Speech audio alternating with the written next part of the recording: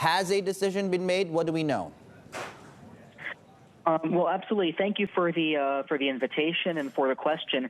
What we know, what President Biden said last month, is that he was in the process of making up his mind about what to do about these tariffs. These are tariffs on more than $300 billion in imports from China that were inherited by the Biden administration from President Trump. These were first imposed by President Trump in July of 2018, so we're coming up on the 4-year anniversary this week.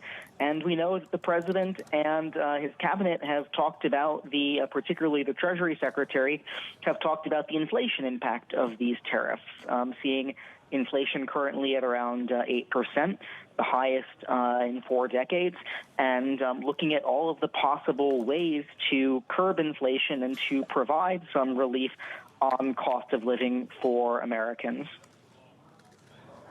Is there a guarantee that cutting these tariffs would mean a pass-through to the US consumer? Has there been any pledges by retail companies, for example, that would happen? Well, we understand from our reporting that there was a conversation reaching out to the retail industry, the White House, to see if they would commit to actually lowering prices following any tariff reductions. But our sources tell us that the executives rebuffed that request and said it was an unrealistic expectation. So this is something that also the U.S. Trade Representative Catherine Tai has expressed skepticism about how much this tariff reduction would actually help in terms of providing inflation relief, and she has underlined recently the leverage that these tariffs give the U.S.